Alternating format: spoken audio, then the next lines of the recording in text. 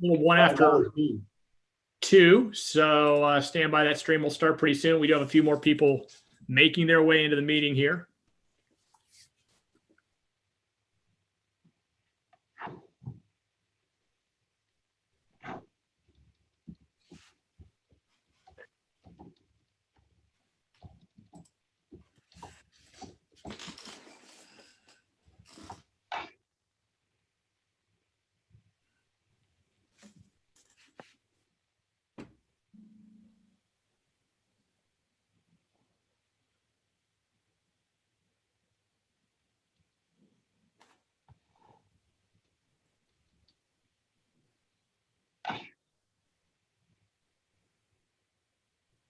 Are we ready to start, or we're? It's your call, 201. I don't know who else we might expect here, but you can see who we have. We have a few folks here. So we don't wait too much longer, but it's really your call. But I'm good to go if Jennifer's good to go. Are we at a quorum? Jennifer, do we see a quorum yet for the number of members? No, we have enough for a quorum. We just need 3. Okay. And do you see any more logging in, Chris? Michelle is just logging in here. So, and Whit is joining us. Doesn't have an audio yet. Give me a thumbs up when they're all set, and I'll start everything off. All right. If you don't mind putting the agenda back up on the screen, so I'm trying to find mine. Let me find it here for a second.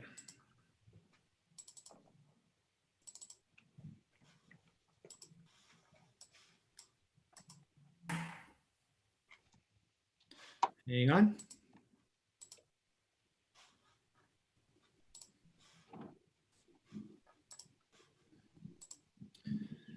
I see Jonathan's in the meeting, but he may not have audio capability. But Whit is here. And there's your agenda now. I'm going to page down here a little bit so you can see that. Okay.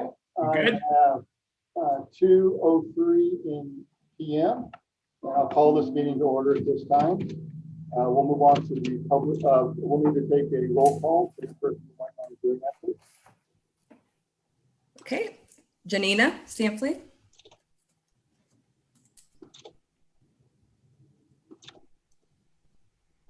Oh. I'm sorry, I was. It's okay. I'm here. Hello. Here. Okay. And then I see Nicole McCleary. Are you representing Hart today? Hi, yes, Nicole McCleary, standing in for Chris Cochran. Perfect. Thank you. Jonathan Roberson. I see Jonathan, but he does not have a microphone enabled. Okay. Kurt Scheibel. Here. Cassandra, I see you're here as well. I'm here, yes.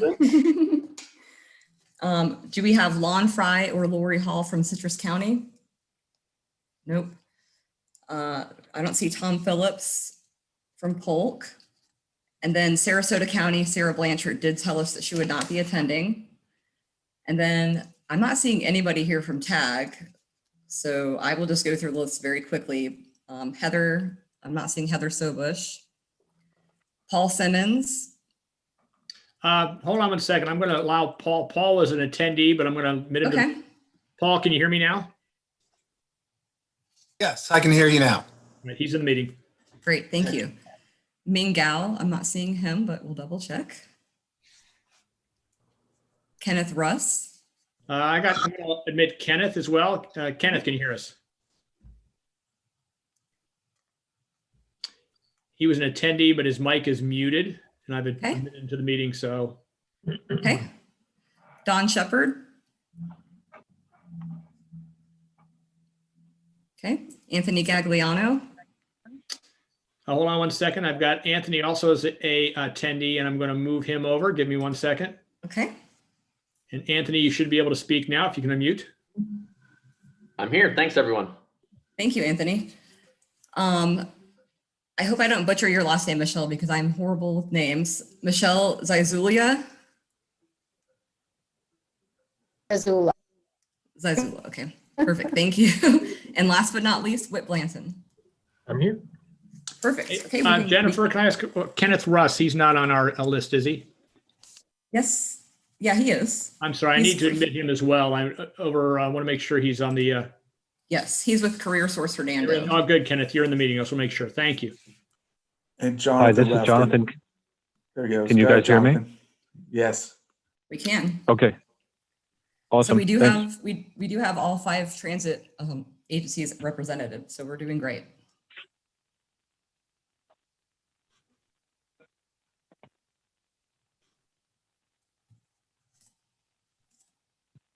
Kurt, you're on mute. On mute. Yeah, that's better. I'm sorry. We'll move on to this public comment. Persons wishing to address the board can do so in either of 2 ways. One, by emailing your comments to publiccomment@tbarta.com no later than 30 minutes prior to the meeting start time, and your comments will be read into the record. Or 2, to speak during the meeting, complete a comment card and hand it to staff. If you're under 3 minutes, public comment period may extend up to 30 minutes. And there's a third way where you can call in on a phone number. And I will look for Terry Bowers. Do we have any public comment at this time? This time, we do not have any public comments to share. Is there anybody on the meeting right now who has public comment to state? You're not. Hearing none and seeing none, we'll move on to consent agenda items.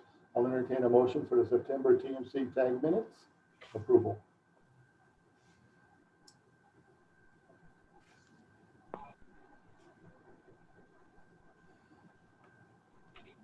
I will need a motion to approve the minutes, please.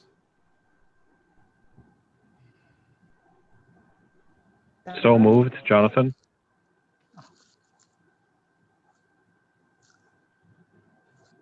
Do I have a second? Second. So I have a motion from Jonathan and a second from Cassandra. Jennifer, please do a roll call vote. Yep. Janina, Approve, yes. okay. Nicole, Yes. Jonathan, Jonathan, yes. Cassandra, Yes. and Kurt. And I vote yay. Okay, perfect. Motion passes. Passes. And then moving on to presentations. Chris will present a nice little presentation on TD Tampa Bay. All right, appreciate that. Thanks very much. Let me call up so you can see my slide there today. I know many of you may already be very familiar with our program for TD Tampa Bay, which launched on December 1st, but I wanted to provide a little update for those of you who may not be familiar, as well as I'll let you know some of the marketing initiatives we've done as we try to spread the word about our program to really provide cross-county transportation for the transportation disability people in our 5-county area. First, a little overview, and I know this may be old for a lot of you who've been helping us out with this, but TD Tampa Bay is a partnership between TBARTA and USERV. USERV is the service that is supplying the actual drivers and the vehicles and actually is running the program. And as you know, with Advantage ADA, they were also very much involved with a lot of the transportation disadvantaged programs that have been out there around the country right now. The funding for this project comes from the CTD, the Florida Commission for Transportation Disadvantage. We actually have a innovation, service, and development grant. And important to note that this grant money does not take any money away from the local CTCs. This was actually a special grant that's allowed to use service such like this. So we're doing this as a pilot project now for the next, I think, 6 months. So we want to demonstrate that we have some good support and good interest in our program. We're coordinating directly with the CTCs. Every county in Florida has a CTC that coordinates transportation disadvantaged service.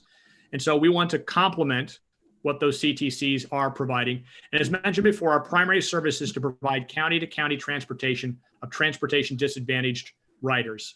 And a secondary service will provide some off-hours transportation in county where applicable. So if a TD service in a certain county, such as Hernando, might end at, say, I don't know if it's 5 o'clock in the afternoon, and our service might run until 10 o'clock that night, we can provide some in-county transportation. But very important to note that TD Tampa Bay is designed to expand upon the transportation disadvantaged services that are out there right now, and we are working in coordination with the primary TD providers in each county, those being the CTCs. So what is transportation disadvantaged? Essentially, I won't read all of this, but those are transportation disadvantaged due to either disability, income, or age, who may not be able to transport themselves or have access to transportation. Folks like that are considered transportation disadvantaged. They have to qualify with their local CTCs. And as you'll see in a minute, TD Tampa Bay has set up its own application and qualification process. We're following the same procedures and guidelines that the state and the local CTCs are providing. This is a quick glimpse of our application process. Those who are TD qualified at the local level still need to apply with TD Tampa Bay, but the criteria is identical. We've posted this up on our website and available for people to either download and mail or fill out and send back electronically. A little closer look at what that is. You will see on the top of the application form there, it's masked by one of the pages, but we make sure that everybody who applies understands that the local CTCs are the primary source of their in-county transportation. And we provide that information at the top of the form because there may be some folks who are not familiar with transportation disadvantaged service. And so we want to get them signed up with their local CTCs if possible.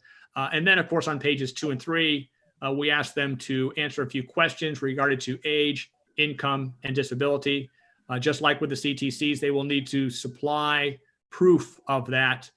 And then this application can either be saved electronically and emailed to us, or you can see at the bottom of the third page, it can be physically mailed in and then will be processed by USERV to determine that eligibility. I want to talk a little bit about the marketing that we've done here. A number of things are being done to extend information out into the community. We started once we got the grant, I think it was the end of October, we did a media release. We've had a little bit of media interview on WFLA AM. This is a look at the website. There's a web page on TBARTA.com under planning and programs, TD Tampa Bay, where we've posted a lot of information on what the service is. We have marketing materials for the CTCs, which I talked about, and we've done some outreach to disability advocates around the area. Taking a little closer look at tdtampabay.com, if you haven't had a chance to take a look at this, if you page down on the first page, we've done a question and answer segment, which really answers a lot of the basic questions. What is it? What are you doing? Can someone ride with me? What are your hours of operations? All the questions that anybody might have about what this service is. We try to provide a lot of that on the frequently asked questions page. And then you'll also note we have tabs for each of the individual counties. And in this case, I've clicked on Hernando County, and we have information on Trans Hernando service there. Each page will start off by giving a little synopsis of the CTC, the in-county provider in each county. And then we go into details on the service that TD Tampa Bay can provide, because the hours of operations vary from county to county. Our extra hours of in-county service being on sometimes on evenings and nights will be spelled out on these county-specific pages. But once again, we provide information to the local CTCs to make sure that those who are eligible may be able to also partake in some of the local services if they're not already aware of those. And this is a look at the flyer that we've distributed. This has been really helpful because I know Hernando and Pasco, Hillsborough County, we've been distributing this flyer to many of the people who not only are using the TD service, but some of the paratransit riders. So those of you who were on the call who've been helping us with that, Janina, I know you and others have been very helpful. I really do appreciate that.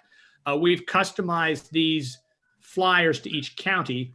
So if a person in Hernando gets this, they're hearing information about what we can provide specifically to that county. And we've made these flyers specific to each of the counties so that we're marketing directly to the individuals themselves. So the flyers are very helpful. We've been distributing them not only to the transit agencies, but also some of the disability advocates in our area as well too. We've put together, as noted, email, newsletter information, even robocalls, and I've highlighted this. This is our newsletter mentioned in 2 paragraphs. It's really a synopsis of what the program is very succinctly, along with a link to our website, which is really where we encourage people to go to learn more about the program and to sign up. We'll note that robocalls, some counties, I think Pinellas County actually was using the robocall service to get this information out. So that's greatly appreciated. Not every county has that.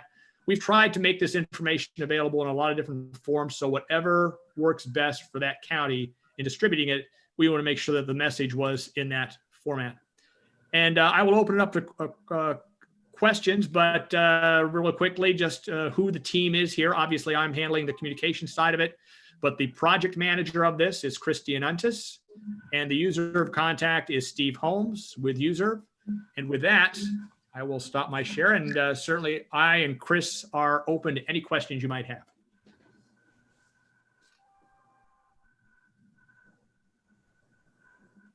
Does anybody have any questions? Well, I just would just want to say, Chris, that I will forward this information also to place it on the county Facebook as well.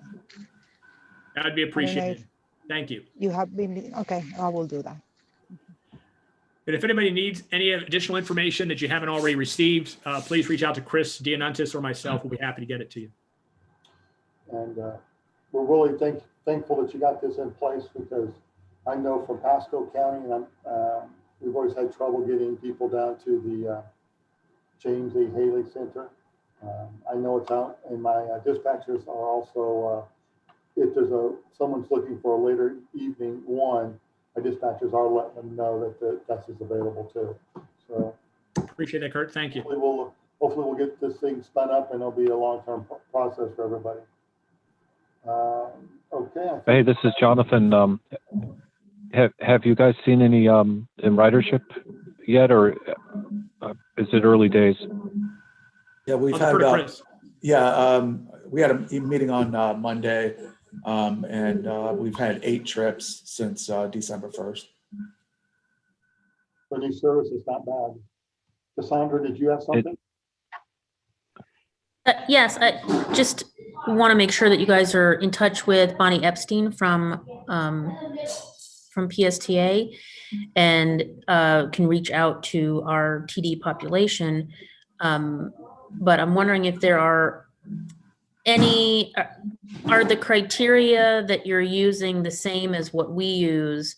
And in that way, people who are maybe on our DART service but don't income qualify for TD may not be able to get to where they need to go in another county quite easily. We've had that issue with a number of our paratransit clients who may be not income eligible, but certainly from a physical disability perspective may be eligible for TD service just because of the level of service that we provide cross-county, or the lack thereof. I'm sorry for the sound experiment that's happening in it's science hour in the Borchers household. Cassandra, we've been in contact with Ross more than Bonnie, but she does know about their service. And basically, if you qualify for TD service in Pinellas, then you qualify for this service, whether it be disability or income, you would still qualify for this service. Not sure if I answered your question. No. Well, I guess if you don't necessarily qualify for it in Pinellas County, but the service that you need isn't there for a cross-county trip, right? So if we have someone who qualifies for paratransit but doesn't qualify for TD, would they qualify for an opportunity to use this service? Well, that's a question that we haven't come across yet, so I'm going to have to get back to you on that one. But if they didn't qualify for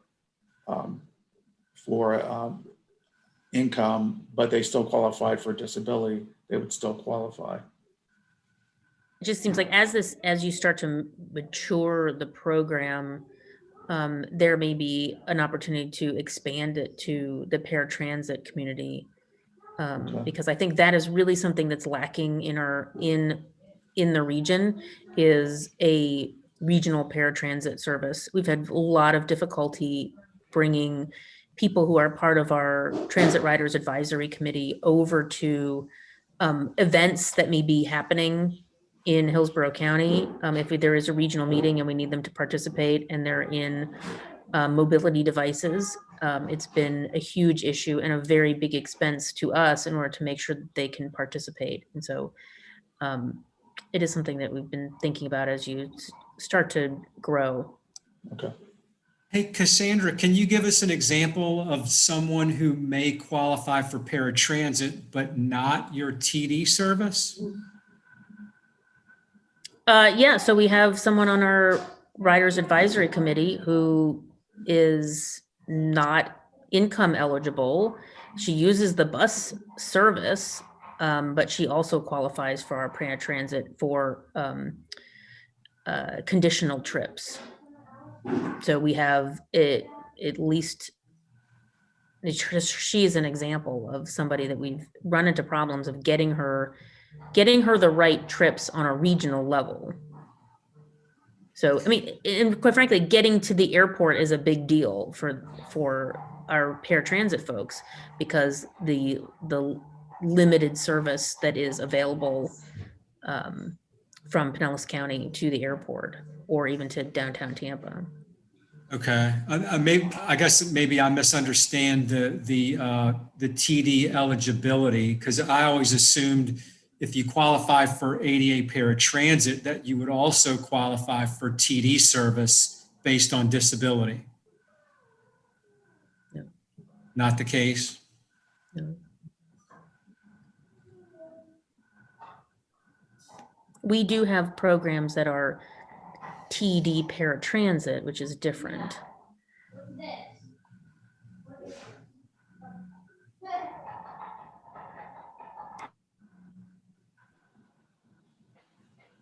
We can talk about that. We can talk about that more just to see if there's a way to expand either the service to those folks or think about other things that TBARTA can help with related to paratransit service on a regional level.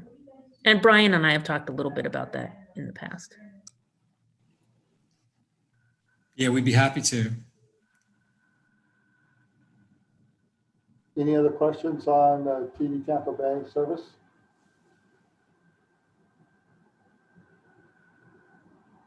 Another question. This is Jonathan. Have you seen a lot of use for your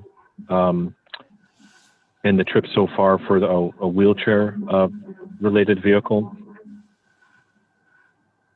I didn't ask that question when they gave us the numbers, but I can find out and I'll let you know, Jonathan. Yeah. Over time, that'll be interesting to see. Yeah. You know how this is going either with TNCs or Right. the wheelchair type of provider. It'd be interesting to know. Yep. I'll Thank you. find out if there are any numbers and I'll let you know.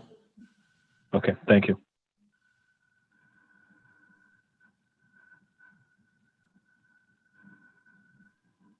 Anyone else?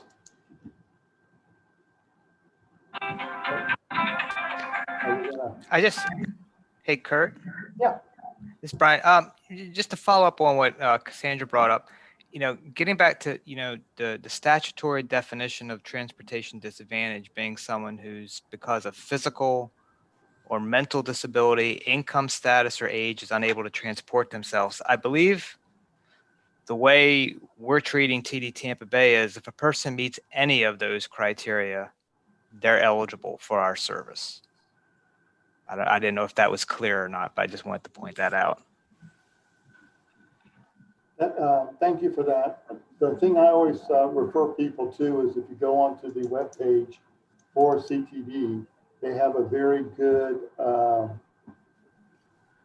document in there that lays out exactly what is going on to it. I'm trying to find it, but I would refer them to the webpage because you summed it up, but there's always a little bit nuances to those statements.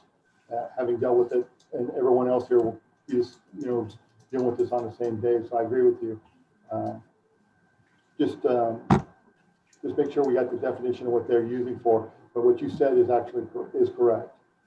There's multiple ways: disability, income, various other things. As everyone who's ever filled out an AOR, you see the different categories in there too. So, okay. Anything else for this topic? Okay. Hearing none, seeing none, we'll move on to new business and committee discussion. And Brian, you're up. If you want to talk about the ADA regional service that we had discussed earlier. Yeah. So regional ADA service, this is a topic Cassandra and I had a conversation about several months ago. I was telling her how the challenge that TBARTA faces as an agency is that we need to demonstrate some value to the region. You know, what can TBARTA offer to the 5-county region that the local transit operators cannot? And that led to a conversation about at least looking into the possibility of TBARTA becoming the regional ADA service provider. She had mentioned Access Services in Los Angeles County as an example. In LA County, there's over 30 fixed route transit operators, but Access LA provides the ADA paratransit service for almost all of them. What if TBARTA could provide ADA service cheaper for the 5-county region than the 5 local operators could do on their own? Is that something that you would be interested in? My point of bringing this up is just to get a feel for how the group feels about this. Yes, maybe, no, hell no. We certainly don't want to push something that's not we certainly don't want to push something that's not wanted, but I just want to put it out there for discussion. Magic words, cheaper. And I realize that, you know, some agencies contract it out, others do it in-house. So, but I think what we were discussing was, well, what if TBARTA provide the AD service through as a contracted service for the 5-county region?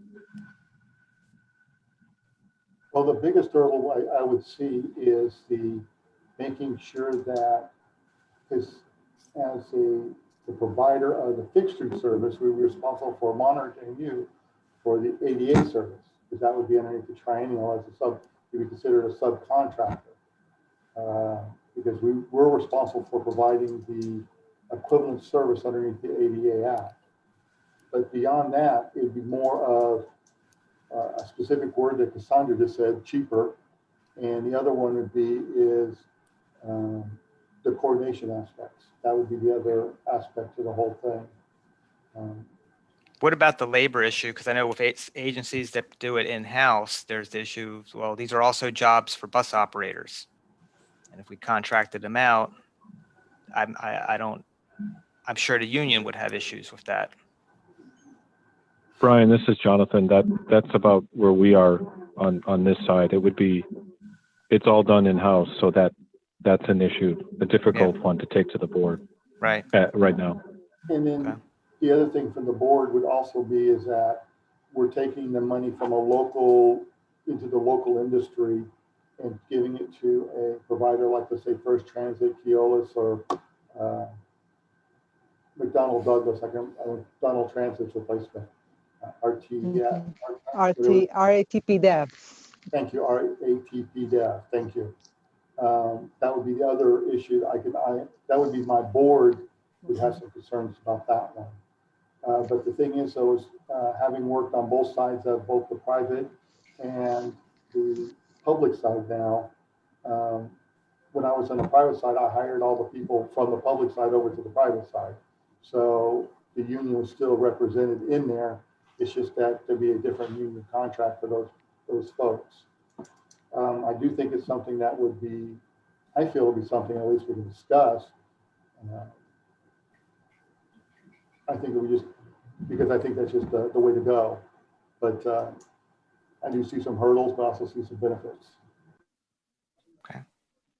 Brian, just to add to that, I think your job would get a little easier on this topic, even just the discussion after a few more months or more of the pilot, of the TD Tampa Bay pilot. I mean, that's certainly not going to hurt to have more results and data and patterns of activity that are going on as well in the region with what we just heard on TD Tampa Bay. I think that would help you later a lot more than now. Yeah. Just my thought is proving market, and it'll.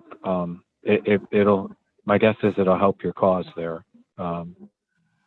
Just a thought. Yeah, I mean, there's two components. There's the cross-county component.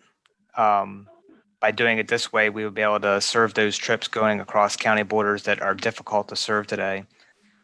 But there's still also like the component of within the counties that, if TBARTA was a regional ADA service provider, even for the trips within the county, hopefully we will be able to do that cheaper, because the thought is we've negotiated a contract with someone for a 5-county region, and they would hopefully give us a cheaper price than what they would give to an individual county operator. Understood. Yeah. Well, also we have to consider that ADA is only within the 3/4 miles from the transit service. So how many trips are there going to be? I don't think that it will be even close to what TD will be doing. Yeah. And Brian, having been on the other side in negotiations, which you're just talking about, that really isn't the size of the area for the negotiations doesn't really play into that, other than how much they're going. The rates are pretty tight as it is anyways. And it all boils down to whether you're doing a management contract or what is called a total contract. And in your case, it'd be a total contract where you say, okay, give us a bid, and you give them a check each month. Then whatever they make on it underneath of that, keeping the cost down, is their profit. Janina, you have First Transit, right, up there? No, we have RATP DEF. RATP DEF. I couldn't remember which one it was. I still talk to a lot of people in First Transit, and it goes back to exactly what Janine was saying. It goes into how many trips they're serving, what's going to be the cost for the trips, and then they come up with the price on that.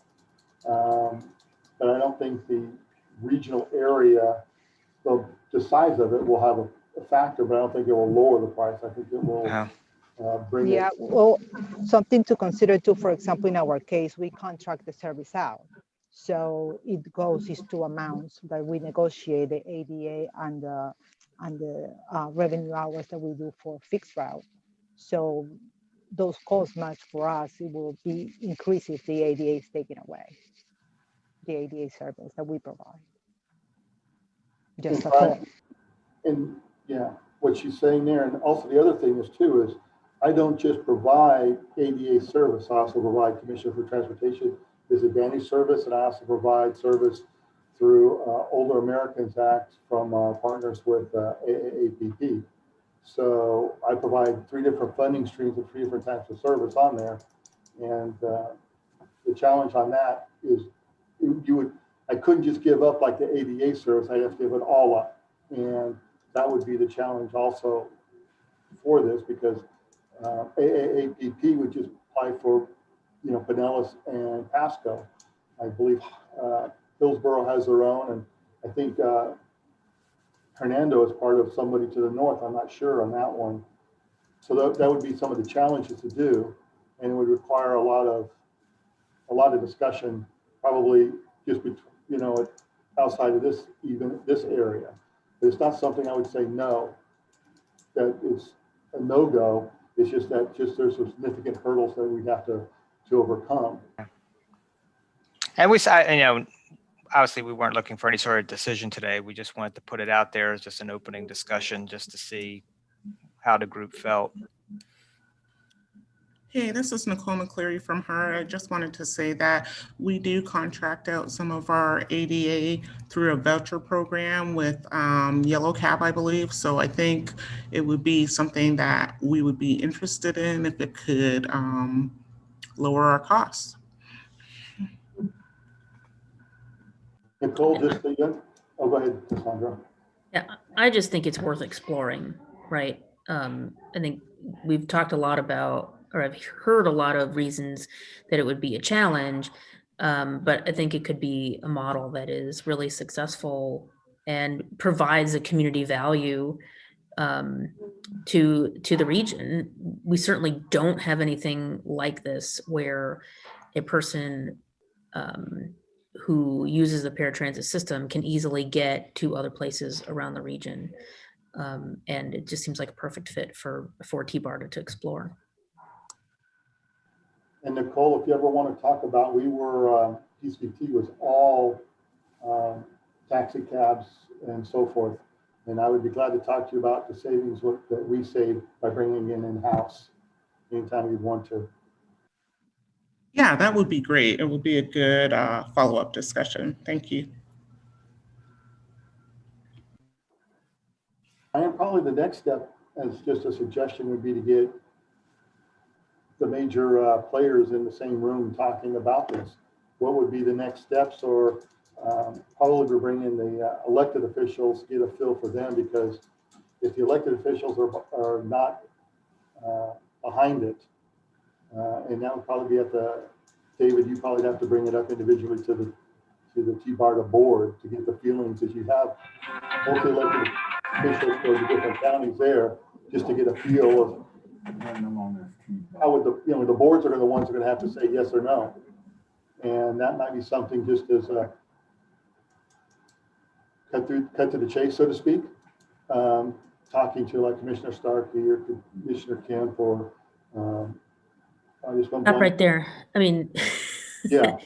I mean, I think you need to have some level of cooperation from the agencies to understand what you're talking to the elected officials about. If you're, we could get down the road and say, no, if it's not going to save us money, and it's not going to provide a new service or a value to the community, then I don't think we need to sell it to them, right? But if it is going to provide something that's new, different, and cost effective, then they definitely need to be part of that decision making. So, I mean, I think what Brian's looking for today is, a soft go explore, right, from us to say we're willing to share our data about what service we're providing, what trips we're unable to provide because of the limitations of our service, what's costing us, and do some research that we could then present it, or Brian could present to the TBARTA board or other elected officials.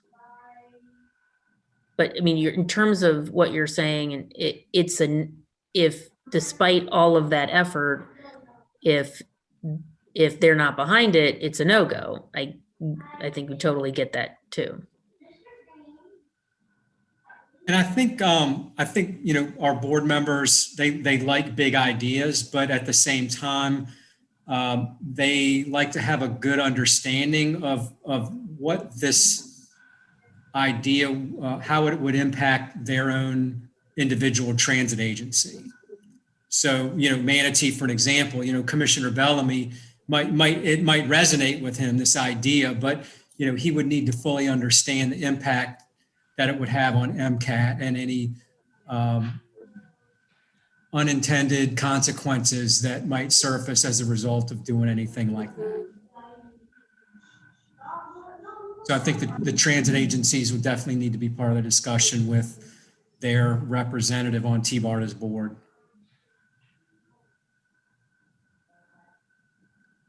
I mean, it's not as exciting as air taxis, but it is pretty fundamental to providing trips.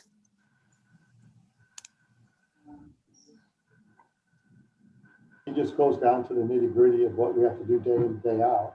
And you're right, it's not exciting as air taxis or hyperloops or various other things. But I would just say that probably the next step would be just getting together with the different agencies and seeing what is out there. Anybody else have anything to move forward on this? Okay. Moving on to the next item, potential regional study topics. Brian, will you up again? Yep, I'm up again. Yes, right now, TBARTA, we're not in a position where we can operate fixed route service. The one thing we can do is studies. We have plenty of money for studies.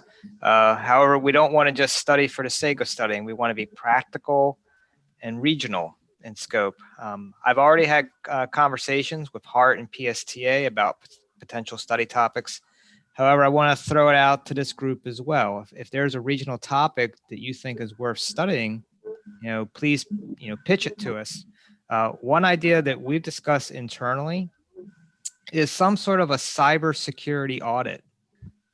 Basically, hiring a cybersecurity firm to penetrate our respective computer networks, show us where our weaknesses are, and help us develop a cybersecurity plan. is that a topic anyone in this group would be interested in? I don't know if any of your individual agencies have had cybersecurity audits done. Funny you should mention that. From our last time we talked to now, they actually are working on hiring one right now here at us, because we received I received a phishing attack just this morning, and to the countywide phishing attack. So I think something like that would be, coordinating with our Pasco County's IT department would be very applicable. Yeah, man, if your agency was hacked today, if your data was held ransom, would your agency, and I'm throwing this out to the group, does your agency have a plan in place to know how to respond other than panicking?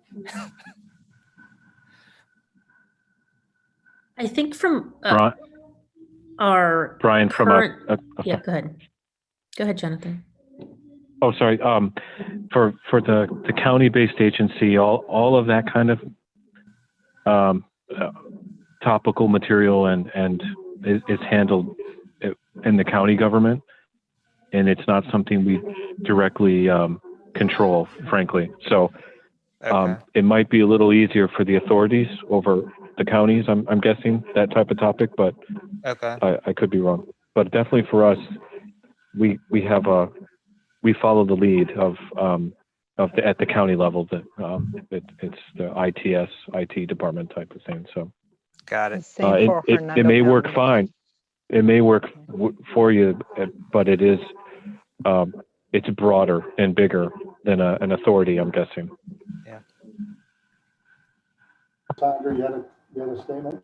Yeah, I mean, I think from our current level systems, our IT departments are handling that, and I wouldn't be able to speak in detail about what they've done, other than I know we do have some protocols in place for cybersecurity of our main systems.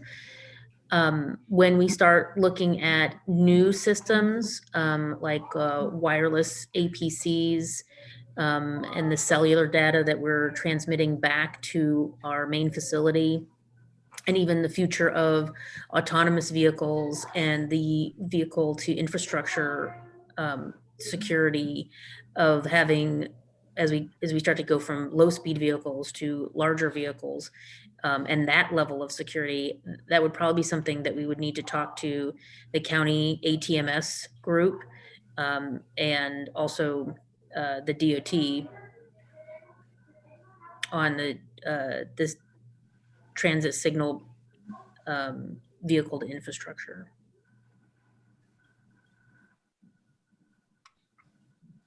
For Hart, I think sounds like a great idea. We'll circle back with our IT director and see if it's something we're interested in. I don't know if we already have something in place or not. Yeah. Anybody have anything else to add to that particular topic? And not just cybersecurity. I mean, if there are other regional topics that you've discussed that you think would be a good study idea, I actually have either today or even after today, just let us know. Brian, I actually have a suggestion. Is when we're doing the initial portion, whether we were of the RRT, prior to moving into the current phase we're in now, Scott did a whole lot of corridor type of studies on different regional corridors, their effects, and way to go. Some of those corridors did not make it to the level of the RRT discussion, but there's still corridors that are important to the regional area. As an example, the US 19 corridor. I know there's talk, and I don't know, I haven't had a chance to sit down with Cassandra after a meeting because we haven't met face-to-face in a long time, but I know they were looking at some type of express route up and down 19, and I don't want to put words in anybody's mouth, but I knew that was kind of going on, and I think Wood, you also have talked to me about something along those lines. But see, I can't actually work to study that type of stuff because I don't have a regional discussion on that, but there might be a topic with either 19, 41, Suncoast, 75, but I could see 19 going from all the way from PSTA all the way up into Hernando, some type of regional bus service, minimal stops, express bus service to get people up and down 19 rapidly. And in coordinating all the different aspects of the 3 different areas to move the bus people from all the way up in Hernando down to Pinellas and vice versa. That might be something to look at as some of those corridors that were identified there that might be able to be expanded on regional. I guess these are other corridors that were looked at in the RTFP. I can't remember what the name of it was before, where they're trying to decide where they wanted to go, steel wheel or rubber wheel. Yeah, that was the regional transit feasibility plan. Yeah, I think so. But It's like you actually read their master plan, Kurt. Huh? It's like you read the TBARTA master plan. Did I read the TBARTA master plan? Yeah, I think you did. No, I've just had a lot of discussions listening to you and Scott talk about things, and I've learned stuff from that. So, but that's, I think, something though that would be, especially US 19, because I can really see the applicability of doing something like that, that it would be easily implemented by all 3 agencies, because it could be just a single bus or multiple buses going back and forth up and down that corridor. And I'll be honest with you, 1/3 of all my people still ride 19, up and down 19. And that might be something to be able to look at and be able to pitch easily to all of our boards for expansion on a regional level. Anybody else have any other ideas? I agree with that suggestion, and I think that it would be helpful to kind of tee up, what might be next regional priorities for consideration and what's needed to move them into reality. We know money is needed, but what are the components of that? Is it a park and ride? Is it additional frequency?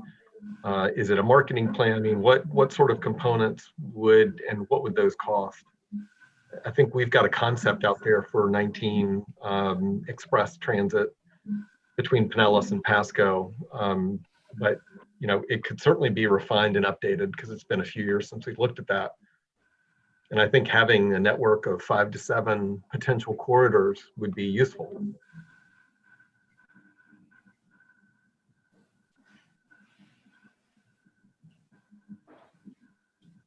And I can see that being expanded to other corridors as they grow. Yeah. And moving, like the Suncoast corridor for us is starting to grow rapidly. I know of 2 major projects that are being built right on the Suncoast.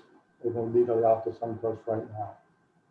They've not broken ground on the Amazon one, and Project Arthur, I'm not sure where that is, but I know they're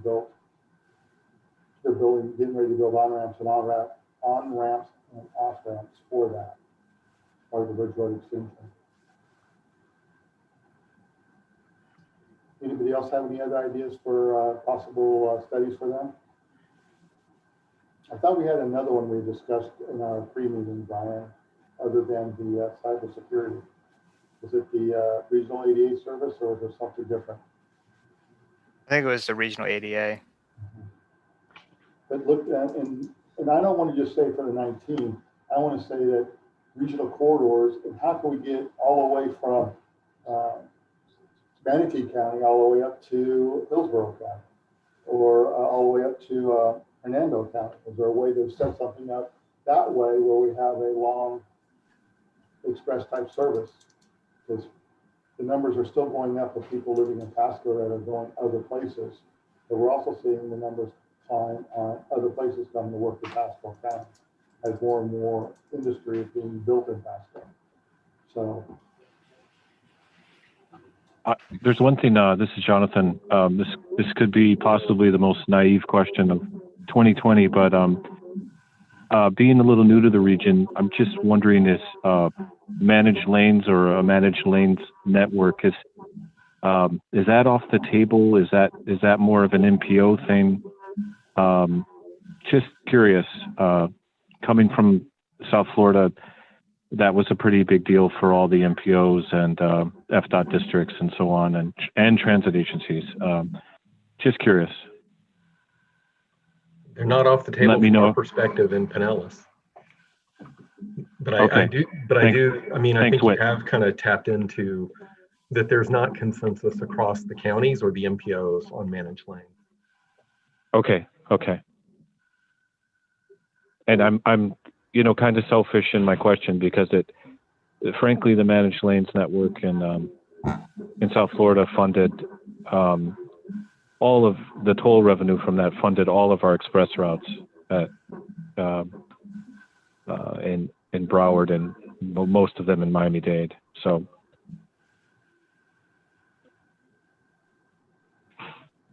Yeah, and I think Sarasota and Manatee are still planning for managed lanes on I-275. That was in their long-range plan that I helped develop in 2010 or something like that. And their MPO director confirmed that that's still in the plan. So, it's going to evolve. We're going to get a quick start on it here on the Howard Franklin Bridge. Unfortunately, we're not going to see that extended to downtown St. Pete as soon as we had hoped.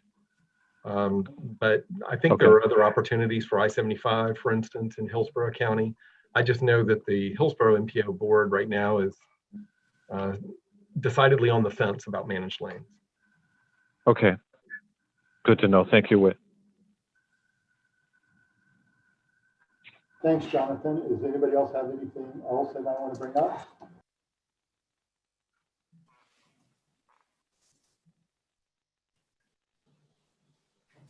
Okay, not hearing anything. Anybody have any items to report to the board? We'll just kind of do a round table here and ask anybody if they have any questions or so forth. I'll start with Cassandra. Do you have anything you want to bring forward? Well, Thanksgiving week, we launched our autonomous vehicle pilot project in downtown St. Pete, and it's off to a great start. In the first week, we had over 350 people ride it, and that was only a 5-day. It's a 5-day service week, Wednesday through Sunday. So we're kind of excited about that. Congratulations on finally getting that together. Thank And you. on the roads, it's a big thing in the future, I think. Anything else you have? Nope. Whit, would you like to speak up? Have anything to bring forward? The only thing is just to mention that we are in about the first third of a downtown St. Petersburg mobility study, and it's one of our regional destinations. The study is using Bluetooth data to look at origins and destinations into downtown, which is a destination for people all across the region for day trips, and then certainly for people outside the region for longer stays. And we're going to be looking at the possibility, the feasibility of converting the interstate spurs into something other than interstate spurs, and also some of the one-way streets into two-way streets.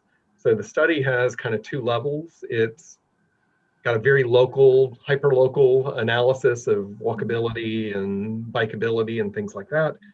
But then it's also got a regional component because of the interstate angle and the importance of I-275 and various transit components that tie into downtown, because it is becoming a hub for our region. So we expect to be wrapping that study up in the summer of 2021, and we'll be recommending short-term, near-term, and mid-term and longer-term projects as a result. Don't think I have anything else. We did sign memorandums of agreement for our Gateway Master Plan to commit all the parties to implementing the master plan. And that's for a 30 square mile area in the Gateway Mid-County area of Pinellas. And central to that is an intermodal center that potentially could get built at the Carillon site. So, and it's a very transit supportive master plan. I think that's about all I have right now. Good. Janine, you have something that you want to bring forward? No, I don't have anything at this time. Thank you, Kurt. No problem. Michelle, would you like to bring anything forward?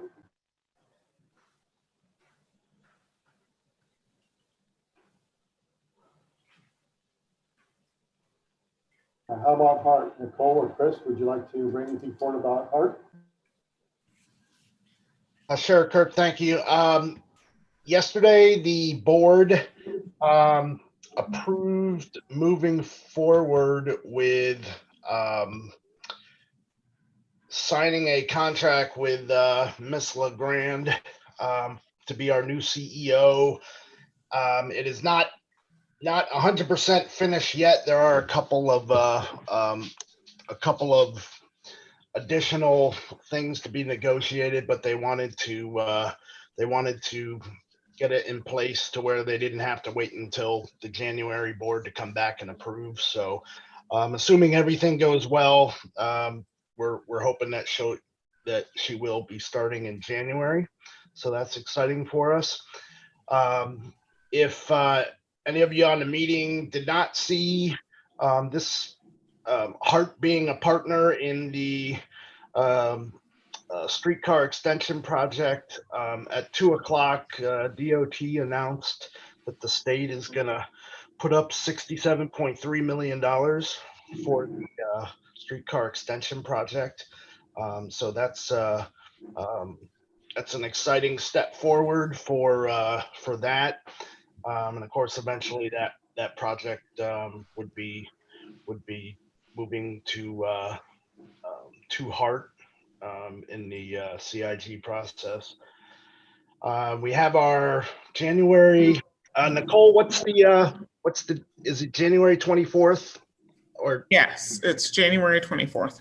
Our service next round of service changes. We have a significant amount of service changes that'll be starting. We had some cuts and some changes that we made. So other than that, nothing else to really report for Hart. But the CEO is the big news. We're very excited to get her on board. So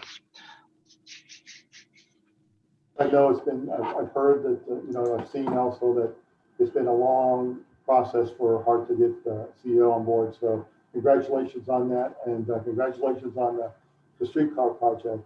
That's going to be a big project for y'all. Jonathan, do you have anything you want to bring forward? I just wanted to let you guys know we went to full fares on December 5th. So we're now at full fare, full service. And really, probably like most of you all, we're interested to see how the season goes tourist-wise, and see if our demand and ridership holds up. And probably by the next time we meet, we all might have an idea of where tourism might be. So we're watching that, but it's kind of nice to get back to regular service, as much as you could call it regular right now. But that's it. Thanks. Thanks, Jonathan. Kenneth, Russ, do you have anything you'd like to bring forward? Nothing at this time, but thank you. Thank you, sir. Anthony, do you have anything to bring forward? Thanks everybody for the information. And then for Pasco County Public Transportation, we had some big milestones finish off today. It's been a 2-year process, but we finally now have a new paratransit software company. We are working with Ecolane. We're the first ones. They're the first ones to get them in Florida. But I did hear that Collier County is, I don't know if it's been released or not, maybe also moving in that direction too. We're really looking forward to the customer service aspects of Ecolane. The other thing is I've been trying to get for the past year driver barrier doors in all my vehicles. Right now, there are only some of them, and that was approved today also. So we've got some really good things going forward. Unfortunately, we have some challenges coming up ahead. Our planned budget is not looking good for Pasco County. Sophie, shut your door. Do we have to shut our door? It's looking really bad for us. So we have some huge challenges moving forward. And we were looking at expanding. It looks like we're going to have to look at some serious issues going forward with PCTP. Other than that, I don't have anything else. Last chance for around the room. Anybody? Oh, David, would you like to speak up for anything? Sorry. Yeah, real quick follow-up question for Cassandra. Who would we follow up with at PSTA on your ADA paratransit customers and trying to get some of them qualified for TD Tampa Bay? That would be Bonnie and Ross. They do both. Gotcha. TD Okay. Paratransit. Yeah, we'll definitely reach out to them and talk to them about it. And I'm not going to steal Chris Jadek's thunder, but TBARTA does have a new podcast, and I will let him tell you all about it. Thanks for that handoff, David. So yes, we do have a new podcast. We've launched it a couple of weeks ago. Our first episode was just talking about why TBARTA is doing it. And we really want to tell all the transit news, all the transit stories that are in our 5-county region. It's not about what TBARTA is doing so much as about what everybody here at the table here is doing today. So episode 2 is with Brad at PSTA and got some great insight. And the next episode is going to be with Hart. In fact, Nicole is one of those who's going to join me with Justin Willits. And I will tell you, as I'm reading about the streetcar news and I'm rearranging the script in my head, I know we're scheduled to talk next Monday, and certainly really timely we get a chance to talk about the streetcar extension and the money that's coming from FDOT for that. So what I want to do is make sure not only that you guys are aware of it, and if you want to listen to it, iTunes, it's on Google, but most importantly, I'm going to be reaching out to other counties too. So Kurt, Janina, Jonathan, you'll be getting calls from me. Be thinking about the stories you think you want to get out there. I certainly will have some ideas and saying, hey, let's talk about this. But as much as anything else, you may say, this is kind of misunderstood. Why don't we explore this issue that's going on here, what we're trying to do with this? Anything that's related to transit or transportation, those are the things we want to talk about. And that's what the podcast is designed to do, away from the news media or a meeting where you only get 30 seconds to talk about what you're doing. This is a chance to kind of explore and get on the record with some of the great things we're doing related to transit and transportation. So I look forward to talking to you about that in the weeks to come. Thanks. And the MPOs as well. So Ford Pinellas, what sorts of projects are you guys working on? What are some of the priorities that you guys have? Those are some of the stories that we want to make available to the region. People in Pinellas know what you guys are working on, but people in other counties might not know so much. So that's kind of the purpose of it, is to share information about what all of you are working on with people in other counties. And the mobility study WIT is on my mind too. So I was going to reach out to you about that. So that's a great one to start with if we want to.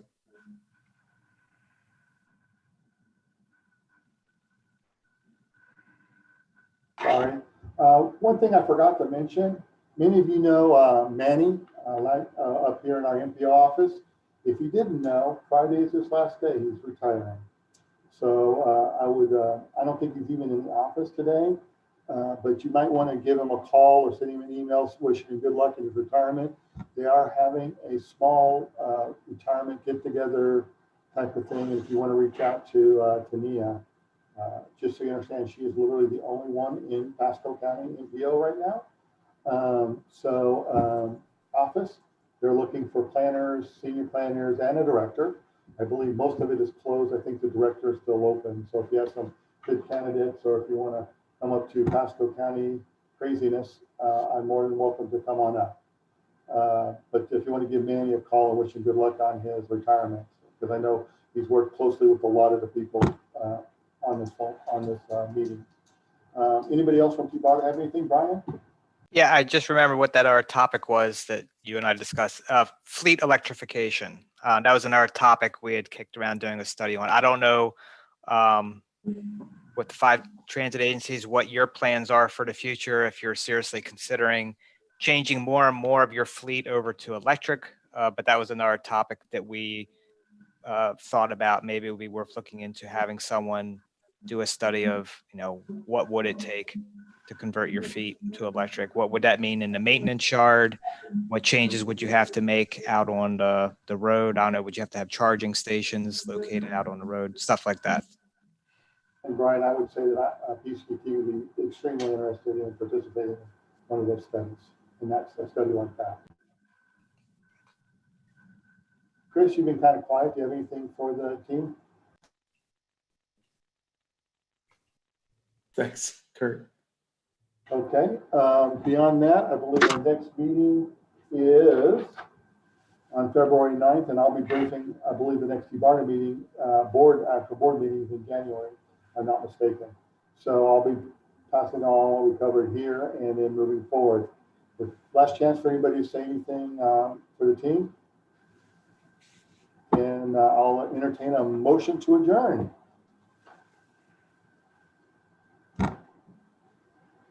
So moved. Thank you, Cassandra. Everyone, you have a great day and have a good holidays and a safe holidays too. Cheers. Thank you. Good.